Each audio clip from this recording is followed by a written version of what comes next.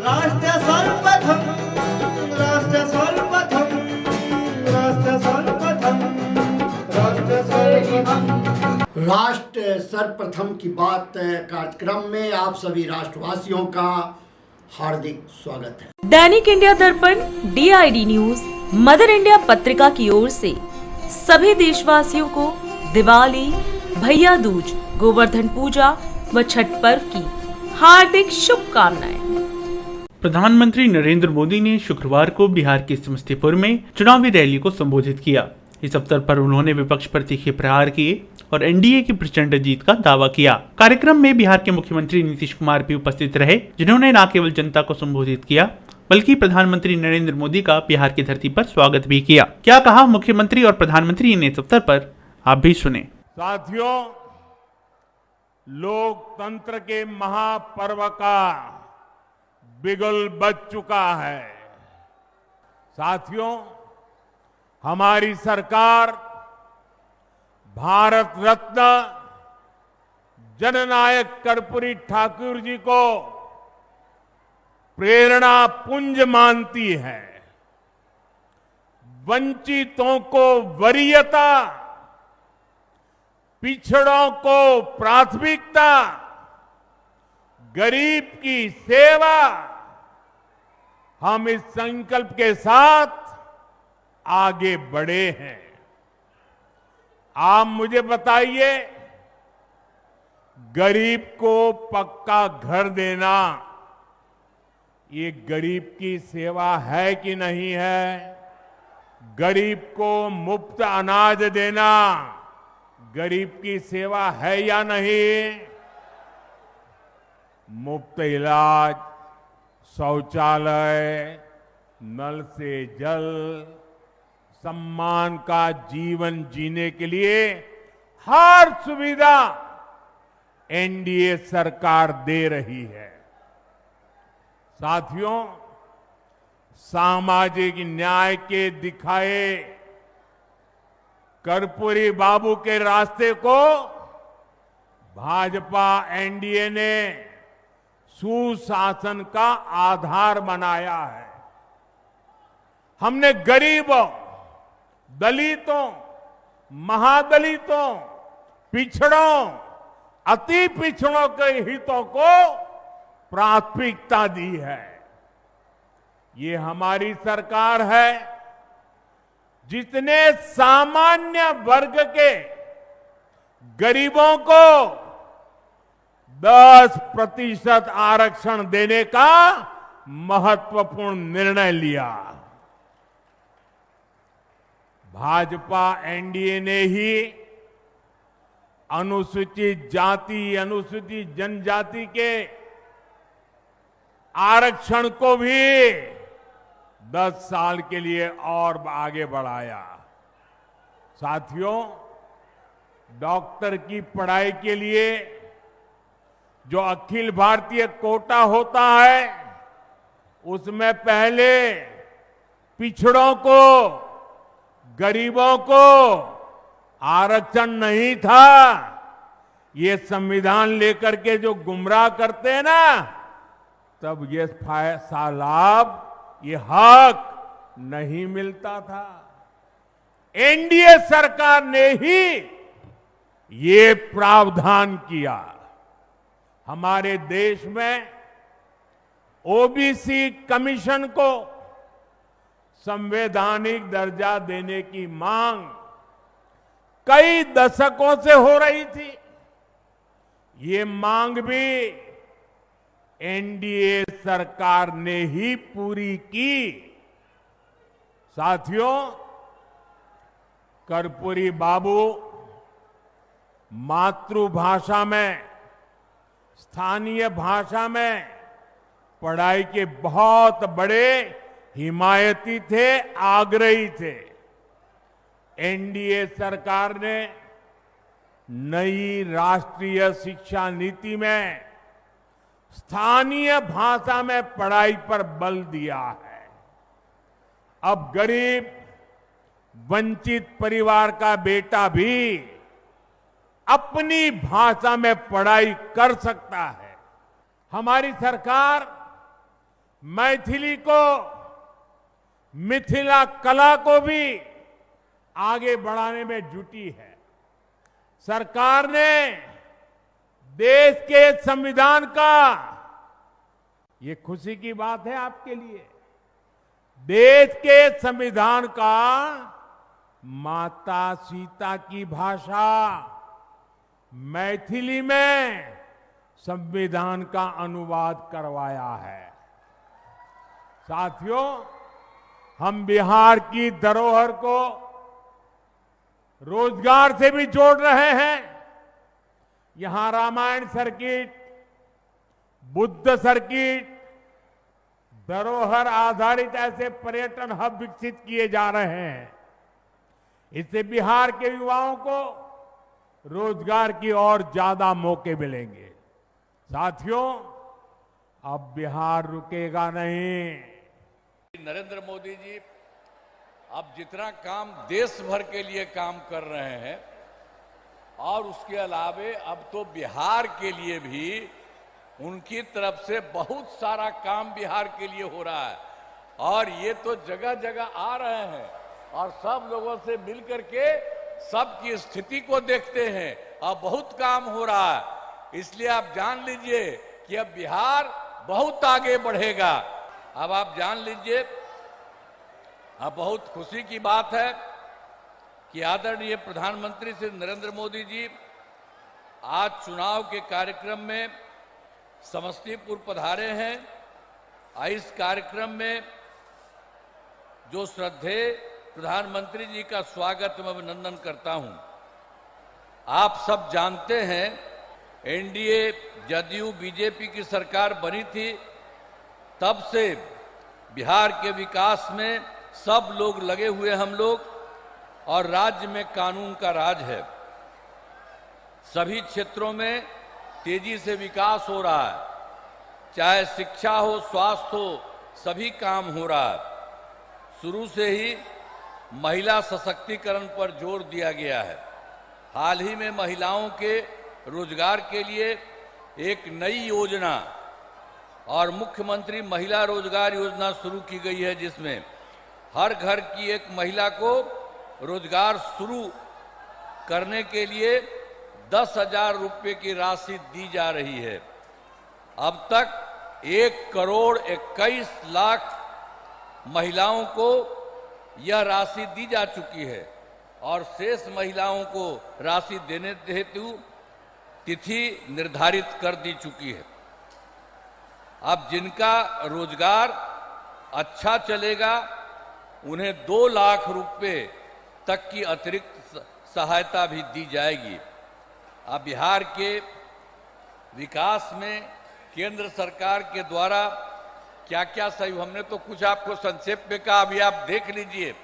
नई दिल्ली विधानसभा क्षेत्र से सांसद बांसुरी स्वराज ने आज क्षेत्र के करोलबाग और पटेल नगर विधानसभा क्षेत्रों में छठ पर्व की तैयारियों का जायजा लिया। उन्होंने इस अवसर पर अधिकारियों को श्रद्धालुओं की सुविधा सुनिश्चित करने के लिए आवश्यक निर्देश दिए। सबसे पहले बांसुरी स्वराज ने सुबह पटेल नगर स्थित रामजस ग्राउंड का निरीक्षण किया, जहां उन्होंने छठ घाट की सफाई, प्रकाश व्यवस्था, सुरक्षा प्रबंधन, श्रद्धालुओं की सुविधा संबंधी तैयारियों की समीक्षा की। निरीक्षण के दौरान उनके साथ भाजपा करोलबाग जिला अध्यक्ष वीरेंद्र बब्बर, पार्टी कार्यकर्ता और संबंधित विभागों के अधिकारी मौजूद रहे। इस अवसर पर उन्होंने कहा कि छठ महापर्व दिल्ली की सांस्कृतिक एकता का प्रतीक है, इसीलिए श्रद्धालुओं को हर स्तर पर बेहतर सुविधा उपलब्ध कराना उनकी प्राथमिकता है। इसके अतिरिक्त उन्होंने करोलबाग क्षेत्र के अजमल खां पार्क में स्थित छठ घाट का भी निरीक्षण किया। उन्होंने अधिकारियों को निर्देश दिया कि सभी तैयारियां समय पर पूरी हो, ताकि श्रद्धालुओं को किसी भी प्रकार की असुविधा का सामना न करना पड़े। सांसद बांसुरी स्वराज ने इस अवसर पर अजमल खां पार्क में बच्चों के लिए भी एक नया कार्यक्रम आयोजित किया। उन्होंने अजमल खां पार्क में सांसद निधि से निर्मित नए मल्टीपर्पज प्ले सिस्टम का उद्घाटन किया। मीडिया से बात करते हुए उन्होंने कहा कि बच्चों को स्वच्छ, सुरक्षित और सुविधाजनक माहौल में खेलते देखना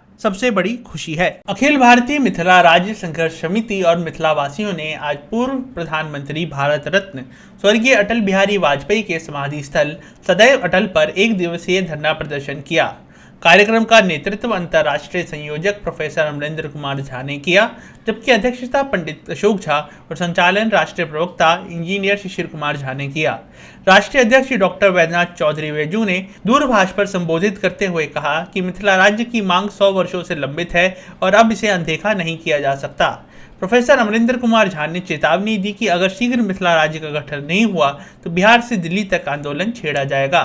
वक्ताओं ने इस अवसर पर कहा कि मिथिलांचल में शिक्षा, स्वास्थ्य और रोजगार की स्थिति लगातार बिगड़ रही है तथा दरभंगा में उच्च न्यायालय की बेंच की मांग अभी तक लंबित है। समिति ने आगामी बिहार चुनाव में मैथिली भाषा से दूरी रखने वाले उम्मीदवारों को वोट न देने की भी अपील इस अवसर पर की। कार्यक्रम में मुंबई, कलकत्ता और दरभंगा से आए मिथिला राज्य के सेनानियों ने भाग लिया। कार्यक्रम में पूर्व प्रधानमंत्री अटल बिहारी वाजपेयी को 2003 में मैथिली को संवैधानिक भाषा का दर्जा दिलाने के लिए श्रद्धांजलि भी दी गई। नोएडा आयोजक मदन कुमार झा के नेतृत्व में कार्यक्रम के बाद राष्ट्रपति, प्रधानमंत्री और गृह मंत्री को ज्ञापन भी सौंपा गया। दिल्ली मेडिकल एसोसिएशन ने जीबीपंत अस्पताल में कार्यरत रेजिडेंट डॉक्टरों की अमानवीय कार्यस्थितियों को लेकर गहरी चिंता व्यक्त की है।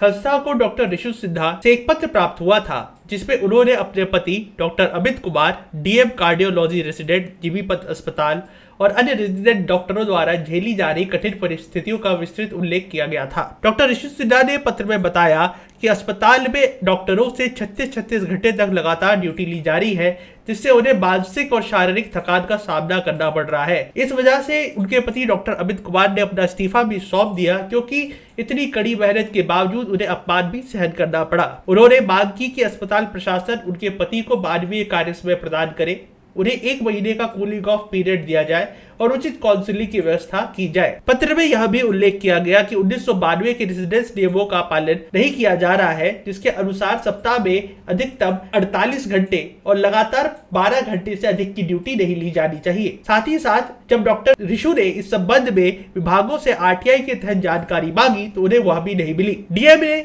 इस पत्र पर संज्ञान लेते हुए प्रेस विज्ञप्ति जारी की और कहा कि ऐसी अमानवीय कार्य परिस्थितियां न केवल डॉक्टरों के मानसिक और शारीरिक स्वास्थ्य को प्रभावित करती है, बल्कि स्वास्थ्य सेवाओं की गुणवत्ता को भी गंभीर रूप से नुकसान पहुंचाती है। संस्था ने जीबीपंत अस्पताल प्रशासन, दिल्ली सरकार के मुख्यमंत्री, स्वास्थ्य सचिव एवं स्वास्थ्य विभाग से तत्काल कार्रवाई करने की अपील की है, ताकि मौजूदा नियमों का समय से पालन सुनिश्चित किया जा सके और मेडिकल रेजिडेंट्स के मानसिक स्वास्थ्य एवं गरिमा की रक्षा की जा सके। दिल्ली पुलिस में शीर्ष स्तर पर बहुत बड़ा प्रशासनिक फेरबदल किया गया है। दिल्ली पुलिस स्टैब्लिशमेंट बोर्ड ने 14 आईपीएस अधिकारियों के तबादले और नई नियुक्तियों के आदेश जारी किए हैं, जो तत्काल प्रभाव से लागू होंगे। इन तबादलों को राजधानी की कानून व्यवस्था, ट्रैफिक प्रबंधन और खुफिया समन्वय को सुदृढ़ करने के उद्देश्य से उठाया गया कदम माना जा रहा है। आदेश के अनुसार अजय चौधरी आईपीएस को स्पेशल सीपी विजिलेंस के साथ साथ दिल्ली पुलिस की special unit for women and children का अतिरिक्त प्रभार सौंपा गया है। वहीं राजेश खुराना आईपीएस को स्पेशल सीपी प्रोविजन और फाइनेंस डिवीजन की बड़ी जिम्मेदारी दी गई है और नीरज ठाकुर आईपीएस को स्पेशल सीपी ट्रैफिक डिवीजन बनाया गया है। Devesh Chandra Srivastava special CP crime के पद पर बने रहेंगे। उन्हें उसके अतिरिक्त परसेप्शन मैनेजमेंट और मीडिया सेल डिवीजन का अतिरिक्त प्रभार दिया गया है। मनीष कुमार अग्रवाल को स्पेशल सीपी इंटेलिजेंस डिवीजन के साथ साथ पब्लिक ट्रांसपोर्ट सेफ्टी डिवीजन की भी जिम्मेदारी सौंपी गई है। अतुल कटियार को स्पेशल सीपी वेलफेयर डिवीजन की जिम्मेदारी मिलने के साथ साथ लाइसेंसिंग और लीगल डिवीजन का अतिरिक्त प्रभार सौंपा गया है। इसके अतिरिक्त विजय कुमार आईपीएस को ज्वाइंट सीपी सेक्रेटरिएट व सीपी दिल्ली का ओएसडी नियुक्त किया गया है, बल्कि राजीव रंजन सिंह जो पहले सीपी दिल्ली के ओएसडी थे, वे उन्हें अब एडिशनल सीपी की जिम्मेदारी दी गई है। वे ईस्टर्न रेंज में कार्य करेंगे। वहीं आईपीएस रॉबिन हिबू को स्पेशल सीपी मानव संसाधन, डेविड लाल रिंग संगा को स्पेशल सीपी कम्युनिकेशन और अनिल शुक्ला आईपीएस को दिल्ली आने के साथ ही स्पेशल सेल के स्पेशल सीपी की जिम्मेदारी सौंपी गई है। वहीं के जगदीशन को प्रोटेक्टिव सिक्योरिटी की जिम्मेदारी मिली है। रोहित राजवीर सिंह को भी दिल्ली सीपी सेक्रेटरिएट में तैनात किया गया है। वे वहां क्राइम के डीसीपी के रूप में जिम्मेदारी निभाएंगे। वहीं विक्रम पोरवाल को सेक्रेटरिएट में डीसीपी एडमिनिस्ट्रेशन की जिम्मेदारी सौंपी गई है।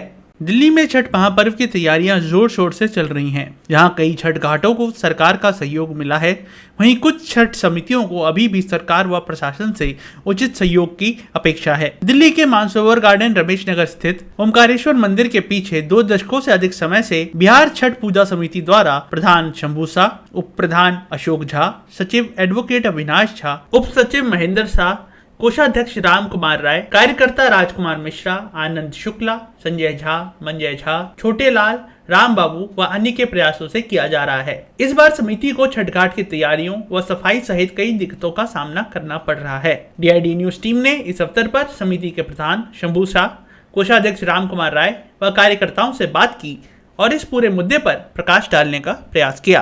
नाम शंभू शाह है। छठ पूजा त्योहार का प्रधान है। और जो तैयारियां चल रही हैं उस संदर्भ में क्या कहना चाहेंगे आप?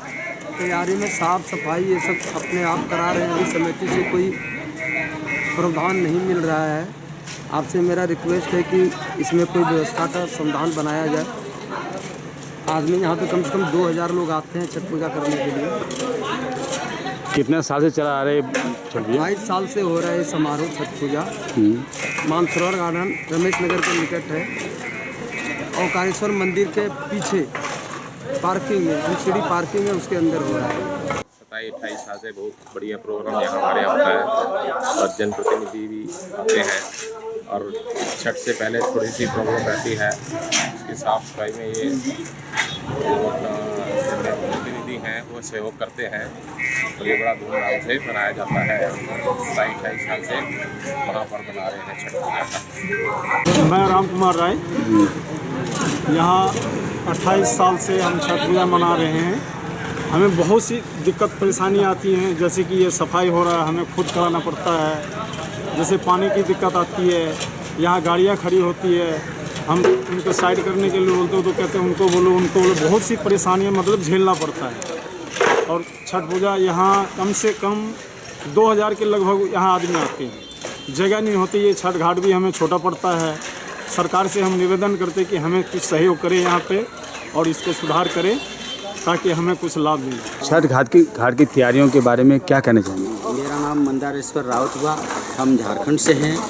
यहाँ का ये कार्यकर्ता बन करके हम काम कर रहे हैं, करा भी रहे हैं। सब साफ़ सफाई होने से बहुत अच्छा लगता है। छठ घाट तैयार होना चाहिए और विशेष रूप से तैयार होना चाहिए। हम ये कहेंगे कि अगर यदि थोड़ा सा आगे बढ़ करके आप लोगों के द्वारा, सरकार के द्वारा अगर यदि व्यवस्था बन जाती है तो ये बहुत अच्छा होगा हम लोगों के लिए। कितने साल हो गए इसको छठ मनाते हुए यहाँ पे? इस जगह 28 साल हो गया। 28 साल से ये लगातार चल रहा है। प्रत्येक साल। तो सरकार से क्या व्यवस्था चाहते हैं? ये चाहते हैं यहाँ का सौंदर्यीकरण हो जाए, साफ सफाई का, बस यही है। पानी का व्यवस्था हो जाए, लाइट का व्यवस्था हो जाए, थोड़ा सा कुछ सजावट का व्यवस्था हो जाए, यही सब होना चाहिए। जी, हम रमेश नगर का निवासी हैं। आज हम लोग यहाँ कम से कम 28वां साल से हम लोग ये छठ पूजा मना रहे हैं। हर साल जो है हम लोग प्रत्येक दिन यहाँ आके दिवाली से के 2 दिन बाद हम लोग आके यहाँ साफ़ सफाई करते हैं। हमारे पास जितने भी वर्कर अभी लगी हुई है ये सब हम लोग अपने संगठन का बंदे लगे हुए हैं। और जो लोग यहाँ छठ पूजा में आते हैं समिति के और लोग जो है आके देख सुन के चले जाते हैं। यहाँ पे कोई जो है मतलब व्यवस्था नहीं मिलती है हम लोग को, जैसे लाइट बत्ती वगैरह सब कोई व्यवस्था नहीं मिलती है। आते हैं लोग, नेता लोग आते हैं, अपना देख सुन के चले जाते हैं, बाकी कोई सुविधा अभी तक हम लोग को नहीं मिली है। हम लोग यही चाहते हैं कि लोग यहाँ आए, कम से कम छठ घाट में जो मतलब यहाँ हो सके वो, जैसे लाइट हो, बिजली हो, पानी की सुविधा हो, सर सफाई होती है, ये सब कम से कम सरकार की तरफ से कुछ मिलना चाहिए। अभी समय है एक ब्रेक का। हम चलते हैं ब्रेक पर, आप कहीं जाए नहीं, छोटा सा ब्रेक। इस दिवाली सिर्फ दीप नहीं, सपने भी सजाए। श्रेया फर्निशिंग्स में मिलेगा आपके घर का नया रूप। त्योहार की तरह खुशियों से भरपूर Shreya furnishing, a unit of Nirmals. आपके सपनों की फर्निशिंग हमारी जिम्मेदारी। Shreya furnishing wishes you a very happy Diwali. KBT Buildtech private limited की ओर से सभी देशवासियों को दिवाली की हार्दिक शुभकामनाएं। Kamal Buildtech Private Limited, fulfilling promises. With our professional team and experience of delivering projects, in past we guarantee you peace of mind and top quality work in an affordable price. Dainik India दर्पण, DID news, mother India पत्रिका की ओर से सभी देशवासियों को दिवाली, भैया दूज, गोवर्धन पूजा व छठ पर्व की हार्दिक शुभकामनाएं। राष्ट्र सर्वप्रथम की बात कार्यक्रम में ब्रेक के बाद एक बार फिर आप सभी राष्ट्रवासियों का स्वागत। हरियाणा के मुख्यमंत्री नायब सिंह सैनी ने आज फरीदाबाद में गुरचरण यात्रा के आगमन का स्वागत किया। इस अवसर पर उन्होंने श्रद्धा और सम्मान व्यक्त करते हुए इसे हरियाणा की धरती के लिए गौरवशाली क्षण बताया। दर्शकों को बता दें कि दिल्ली से आरंभ होकर गुरु गोविंद सिंह के जन्म स्थान पटना साहिब तक यह यात्रा जाएगी। कार्यक्रम में अपने संबोधन में सीएम सैनी ने कहा कि फरीदाबाद को इस यात्रा के माध्यम से पवित्र जोड़ा साहिब की धूल अपने मस्तक पर धारण करने का अवसर मिला है, जो संपूर्ण प्रदेश के लिए सौभाग्य की बात है।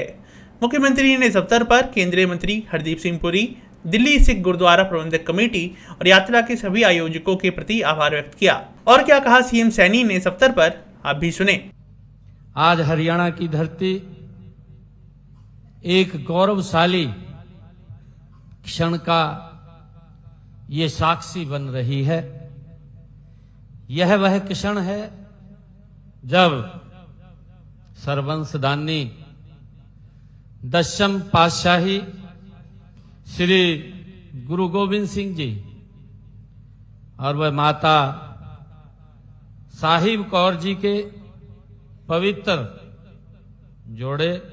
जोड़ा साहिब की पावन यात्रा का आज हम यहाँ स्वागत कर रहे हैं। ये हम सब के लिए बहुत ही गर्व का ये क्षण है। यह हमारा सौभाग्य भी है कि हमें इस यात्रा के स्वागत का ये अवसर मिला है। मैं गुरु के चरणों में शीश नवाता हूं। जैसा अभी बताया भी है कि दिल्ली से यह यात्रा प्रारंभ हुई है और बिहार में गुरु जी के जन्म स्थान तख्त श्री हरमिंदर साहिब जी पटना साहिब तक जाने वाली इस महान यात्रा का ये पहला फरीदाबाद में ये विश्राम स्थल रहा है। फरीदाबाद को दिल्ली का प्रवेश द्वार भी माना जाता है, हम सब जानते हैं। और आज यह प्रवेश द्वार पवित्र जोड़ा साहिब के माध्यम से साक्षात गुरु जी के चरणों की धूल को अपने मस्तक पर ये धारण कर रहा है। जिस नगर में गुरु जी के पवित्र चरण रुके वह नगर अपने आप में एक तीर्थ का रूप ले लेता है। और आज हमारा फरीदाबाद लाखों श्रद्धालुओं के लिए एक महान ये तीर्थ स्थल बन चुका है। ये हम सब के लिए गर्व की बात है। मैं इस पावन अवसर पर दिल्ली सिख गुरुद्वारा प्रबंधक कमेटी और इस यात्रा के आयोजकों का, हमारे हरदीप सिंह पुरी जी जिन्होंने ये यात्रा शुरू की है, मैं इन सब का दिल से हार्दिक आभार और इनका धन्यवाद करता हूं कि आपने हमें इस यात्रा का स्वागत करने का ये अवसर हमें प्रदान किया है। साथ संगत जियो, आज जब हम पवित्र जोड़ा साहब के जहां दर्शन कर रहे हैं तो दशमेश पिता का तेज, त्याग और बलिदान साकार हो उठा है। यह यात्रा हमें उस महान संघर्ष की याद दिलाती है जो गुरुजी गुरु गोविंद सिंह जी ने मुगल अत्याचार के विरुद्ध किया। उन्होंने अन्याय से लड़ने के लिए एक साधारण मनुष्य को खालसा बनाया, एक ऐसी शक्ति बनाया जिसका संकल्प धर्म की रक्षा और निर्बलों की सहायता करना था। पवित्र जोड़ा साहिब हमें उनकी उस महान प्रतिज्ञा की ये याद दिलाता है। प्यारी साध संगत जियो, अंत में मैं एक बार फिर इस पवित्र चरण सुहावे गुरु चरण यात्रा में शामिल सभी मैं संतजनों का, महापुरुषों का, आयोजकों का और देश विदेश से आए हुए सभी श्रद्धालु गणों का मैं अभिनंदन करता हूं। गुरुजी की कृपा हम सब पर बनी रहे और यह यात्रा मंगलमय हो, ऐसी मैं गुरु चरणों के में प्रार्थना करता हूं। उत्तराखंड के मुख्यमंत्री पुष्कर सिंह धामी में चंपावत जिले में बनने जा रहे लैंड पोर्ट परियोजना का निरीक्षण किया। यह जिले के बनबसा में स्थित होगा और यह भारत नेपाल सीमा के नजदीक है, जिससे व्यापारियों के लिए यहां आना जाना सुगम होने वाला है। जानकारी के अनुसार इस परियोजना के लिए लगभग 84 एकड़ जमीन को चिन्हित किया गया है और 500 करोड़ की लागत से इसका निर्माण होने की संभावना है। मुख्यमंत्री धामी ने कार्यक्रम के अंतर्गत निरीक्षण किया, अधिकारियों से बातचीत की और इस पूरे कार्यक्रम के पश्चात मीडिया से भी चर्चा की और परियोजना और इससे जुड़े क्षेत्र के विकास के संबंध में जानकारी दी। क्या कहा उन्होंने इस अवसर पर, आप भी सुने। पहले चरण में हमारे प्रधानमंत्री आदरणीय मोदी जी के नेतृत्व में 500 करोड़ रुपए से अधिक की स्वीकृति इस पूरे निर्माण कार्य के लिए यहाँ पर हुई है और इसके बन जाने से अभी जो क्षमता यहाँ प्रतिदिन 2000 लोगों की है, ये क्षमता बढ़कर अब 10,000 से ऊपर चली जाएगी और बहुत तेजी से यहाँ पर आवागमन होगा और जो हमारे लॉजिस्टिक हैं उसके लिए भी बहुत बड़ा एक अच्छा माध्यम ये पोर्ट के बन जाने से, इस पूरे एलिवेटेड सड़क के बन जाने से यहाँ पर दोनों ही देशों के बीच में कनेक्टिविटी बहुत अच्छी हो जाएगी। इससे निश्चित रूप से आसपास के क्षेत्र में एक बड़ा इंफ्रास्ट्रक्चर यहाँ बन रहा है, भारत में भी और नेपाल में भी। इससे दोनों देशों के संबंधों में भी बहुत मजबूती आएगी और हमारा रोटी बेटी का संबंध नेपाल से है। इस सीमांत क्षेत्र में इस प्रकार की कनेक्टिविटी बढ़ जाने से जो अन्य मार्ग, छोटे छोटे मार्गों का जिन व्यापारियों को करना पड़ता था, आना जाना पड़ता था, कठिनाइयों का सामना करना पड़ता था, यहाँ पर अब आसानी से लोग आ जाएंगे और बहुत आसान यहाँ पर कनेक्टिविटी हो जाएगी। मैं इस क्षेत्रवासियों को भी और आदरणीय प्रधानमंत्री जी को, नरेंद्र मोदी जी को बहुत धन्यवाद करता हूँ इस सीमांत क्षेत्र की जनता की तरफ से, उत्तराखंड राज्य की तरफ से। देखिए, ये क्योंकि माँ पूर्णागिरी का धाम है, माँ शारदा का तट है, यहाँ पर प्रत्येक वर्ष तीर्थयात्री, श्रद्धालु, भक्तगण बड़ी संख्या में आते हैं और लगभग ये आंकड़ा 30 लाख से ऊपर जाता है। हमारा प्रयास है कि आने वाले समय में जो श्रद्धालु और भक्तगण आते हैं उनके लिए और शारदा के यहाँ पर शारदा का रिवर फ्रंट इसको बनाया जाए। Bed in Uttarakhand, bed in India जो आदरणीय प्रधानमंत्री जी ने पिछले वर्ष सभी देशवासियों से इन्वेस्टर ग्लोबल समिट में भी और जब वो मुखो आए थे तब भी उन्होंने देशवासियों से ये अपील की थी कि अपने घर परिवार के बच्चों के मांगल कार्यों के लिए, उनके विवाह इत्यादि के लिए देवभूमि उत्तराखंड एक बहुत अच्छा स्थान है जो देवताओं के बहुत नज़दीक है, भगवान के बहुत नज़दीक है। तो हम उसको उसी तर्ज पर जहाँ शारदा रिवर फ्रंट, ये पूरा टनकपुर, चूका, बूम, इसके आसपास बनबसा, टनकपुर, ये पूरे क्षेत्र को इसके अंदर आच्छादित कर रहे हैं। इसके लिए पूरी तैयारी हमारी चल रही है और ये प्रक्रिया हमारी गतिमान है। इसी प्रकार से चूका का क्षेत्र है, बूम का क्षेत्र है, श्यामला ताल का क्षेत्र है, बयानधुरा बाबा का स्थल है, आगे जाके माँ बाराही का स्थल है, रणकोची मैया का स्थल है और हमारा मायावती आश्रम है। ये सारे स्थान और अनेक देव स्थान यहाँ पर इस पूरे जनपद में हैं। ये सारे के सारे चूँकि ऐसे स्थान हैं जो लोगों को देखने चाहिए, यहाँ आना चाहिए, तो उसके लिए हम व्यवस्थाएं बना रहे हैं, उसके इंफ्रास्ट्रक्चर इस दिशा में डेवलप कर रहे हैं जिससे कि लोग केवल एक दिन का कार्यक्रम केवल माँ पूर्णागिरी के दर्शन तक सीमित न रखें, दर्शन के साथ साथ पर्यटन भी देखें। यहाँ का जो हमारा एक अनेक रमणीक स्थान है, उन रमणीक स्थानों का भी जो है अवश्य रूप से भ्रमण भी करें और यहाँ प्रवास भी करें। और अधिक खबरों के लिए आप हमारे YouTube चैनल दैनिक इंडिया दर्पण को अभी सब्सक्राइब करें और नोटिफिकेशन के लिए बेल आइकन को प्रेस करना ना भूलें।